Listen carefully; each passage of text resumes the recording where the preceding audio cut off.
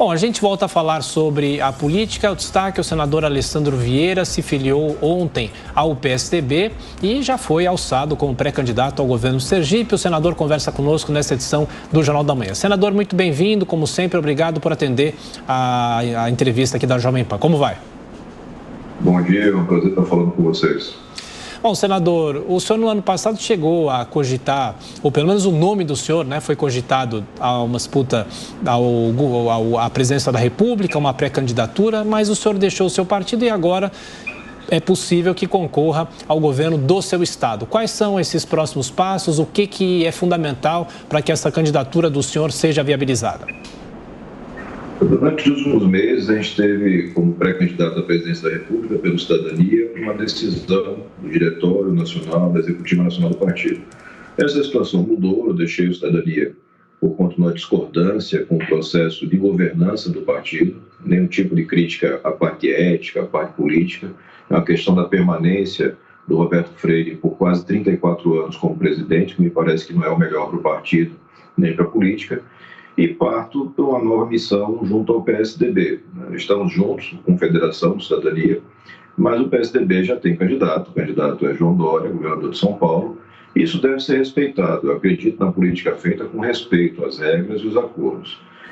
Nesse evento de filiação, você teve uma manifestação do presidente nacional, Bruno Araújo, do próprio governador João Dória, no sentido de uma candidatura em Sergipe, mas isso vai ser decidido lá no Estado, juntamente com a base, com os parlamentares que integram o nosso grupo político. A gente não vai fazer nenhum tipo de tomada de decisão partindo de Brasília para Sergipe. As decisões de Sergipe são tomadas em Sergipe.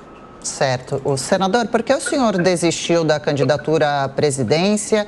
O que o senhor acha que o candidato que vai figurar na terceira via precisa ter para se diferenciar, para chamar a atenção entre os dois principais candidatos? No caso, João Dória precisaria fazer o quê para conseguir subir nas pesquisas e chegar com mais chances em outubro? Não aconteceu exatamente uma desistência da candidatura. Na verdade, as condições políticas se desfizeram. Você teve a federação PSDB-Cidadania, que tornou inviável a manutenção da candidatura pelo Cidadania. O candidato da chamada terceira via vai ter que vencer a barreira da rejeição, mas principalmente agora, e os partidos começam a fazer esse exercício, ter a humildade, a disponibilidade de compor, de encontrar um nome de consenso que possa concentrar as energias dos principais partidos, o tempo e os recursos para conversar com os brasileiros e apresentar uma alternativa. Eu tenho defendido que o mais importante é você informar o eleitor, mostrar os problemas que estão acontecendo, as dificuldades que acontecem neste governo e que aconteceram nos governos passados e quais são as soluções práticas, concretas, como é que você pode mudar o Brasil para melhor e confiar nesse eleitor para tomar a decisão certa. Senador Alessandro Vieira, na primeira resposta do senhor, o senhor já deixou claro que a decisão do PSDB das prévias precisa ser respeitada porque há um esforço, até mesmo de alguns integrantes do PSDB, como Aécio Neves, que vem defendendo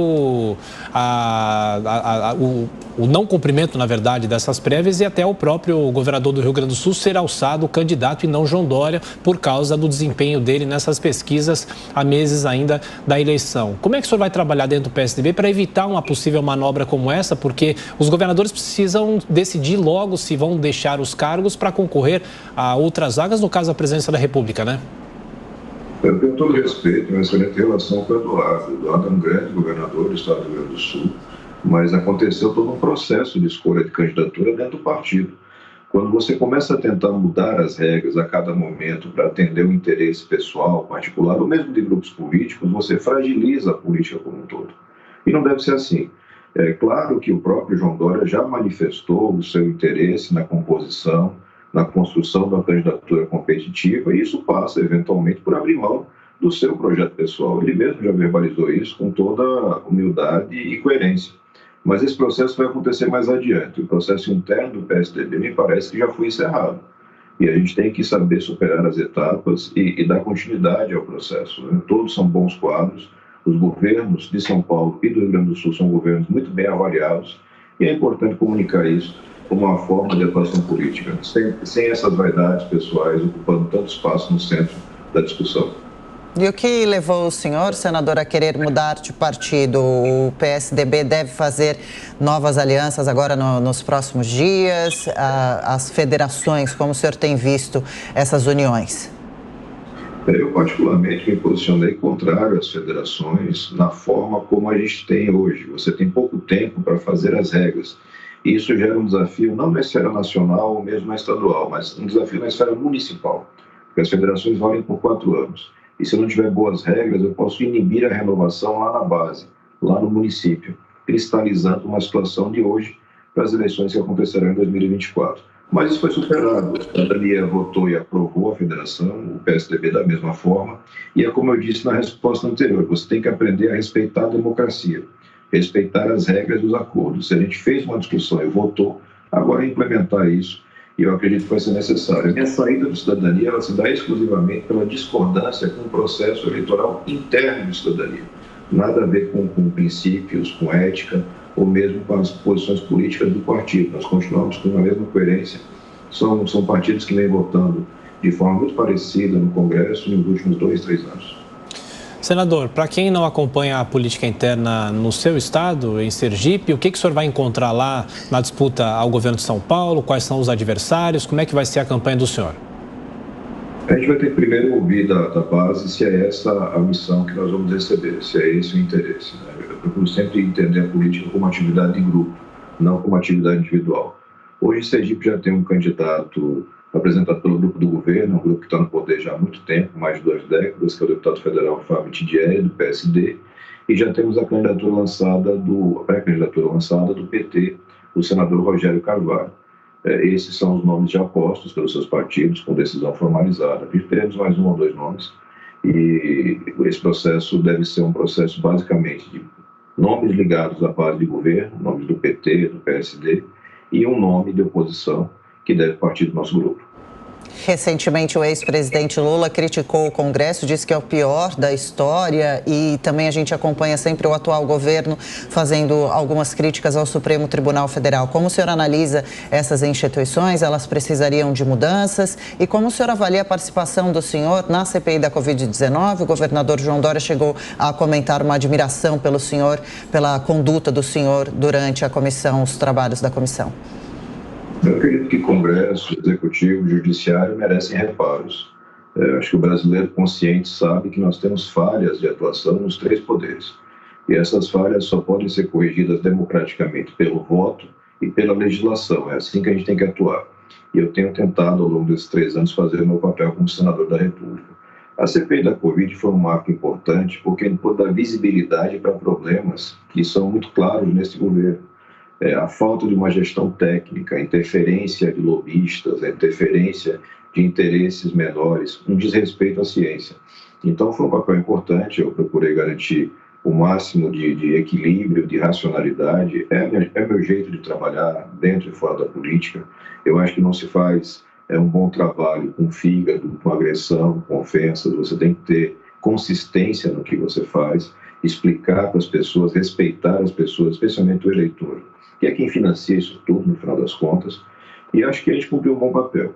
É claro que os problemas permanecem em outros setores. Tem agora, recentemente, 2, 3 dias, no escândalo da educação, novamente interferência de lobistas para liberação de recursos fora dos critérios técnicos que a Constituição exige. Ele não pode considerar isso normal. Acho que talvez um dos grandes problemas do Brasil é que ele começou a se acostumar com as coisas absurdas, considerar normal o Supremo mudar de ideia com relação a condenados, considerar normal você ter uma gestão que não respeita a ciência, considerar normal o uso de recursos com base no orçamento secreto. Não é normal. É antidemocrático, sinaliza para a ineficiência e para a corrupção e tem que ser modificado. E só com a consciência do eleitor é quem vai mudar isso. Senador, só mais uma questão, falando sobre os trabalhos do Senado. É um ano eleitoral, toda vez é a mesma discussão de que em ano eleitoral o Congresso Nacional acaba não aprovando absolutamente nada. E eu cito, por exemplo, a reforma tributária, que há anos está parada no Congresso, alguma coisa se avançou, o próprio Senado pela CCJ voltou a discutir essa questão há 1, 2 semanas, mas eu pergunto, há algum espaço, alguma chance de uma proposta como essa ser aprovada nesse ano?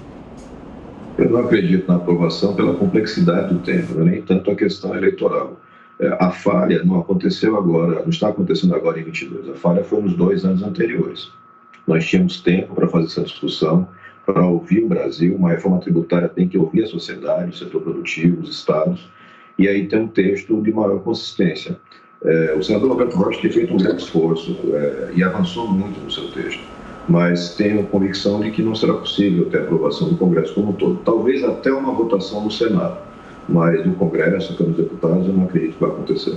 E para encerrar rapidamente, senador, o senhor acredita no processo das urnas? Confia no processo eleitoral? Como acha que deve ser o trabalho do TSE neste ano, combatendo inclusive as chamadas fake news, desinformação?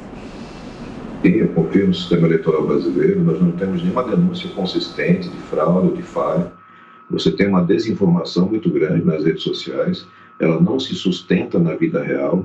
Esses políticos todos que estão aí, inclusive Jair Bolsonaro, foram eleitos através desse sistema de urnas eletrônicas e nunca se teve qualquer tipo de denúncia relevante.